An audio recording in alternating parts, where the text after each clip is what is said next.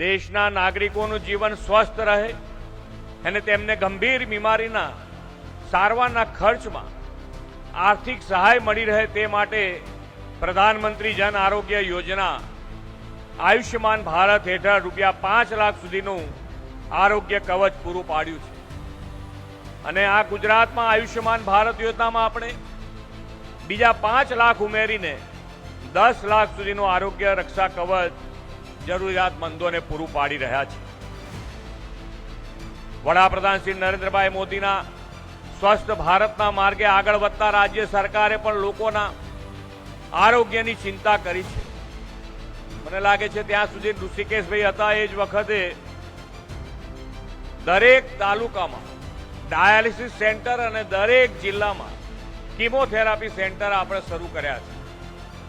એટલે અત્યારે જે પ્રમાણે ડાયાબિટીસ અને ડાયાબિટીસ પછીના જે રોગો છે એમાં તમે ડાયાલિસિસ જેવો રોગ હોય તો એક જગ્યાએથી આપણા ગુજરાતમાં ને ગુજરાતમાં ફરવામાં તકલીફ ના પડે અને એને પોતાની સગવડ મળી રહે ડાયાલિસિસ સેન્ટરમાં, એના માટેનો પ્રયત્ન કર્યો છે. આદરણીય શ્રી નરેન્દ્રભાઈએ સ્વાસ્થ્ય સેવા પર ધ્યાન આપ્યું છે અને નિરોગી જીવનશૈલી માટે પ્રેરણા આપી છે. એ જ રીતે ગંભીર રોગોથી પીડાતા દર્દીઓને શ્રેષ્ઠ સારવાર મળી રહે તે પણ વ્યવસ્થા કરી છે. અહીં નિર્માણ પામનાર આ મોનાબાર રોટરી મલ્ટી સ્પેશિયાલિટી હોસ્પિટલ પણ સમગ્ર ઉત્તર ગુજરાત માટે આરોગ્યનું ધામ બનશે એવો મને વિશ્વાસ છે.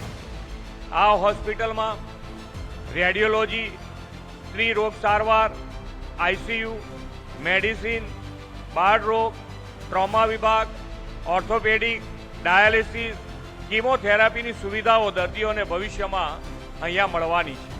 આદરણીય શ્રી નરેન્દ્રભાઈ 2047 સુધીમાં આત્મનિર્ભર, સ્વદેશી અને સ્વસ્થ સમૃદ્ધ ભારતના નિર્માણનું આહ્વાન કર્યું છે. આપણે સ્વદેશી વસ્તુઓને પ્રમોટ કરીને તથા વોકલ ફોર લોકલ અને લોકલ ફોર ગ્લોબલનો મંત્ર અપનાવીને આત્મનિર્ભર ભારતનો ધ્યેય પાર પાડીશું એ જ અપેક્ષા સાથે વિરમું છું. ભારત માતા કી જય. વંદે માતરમ. જય જય ગરવી ગુજરાત.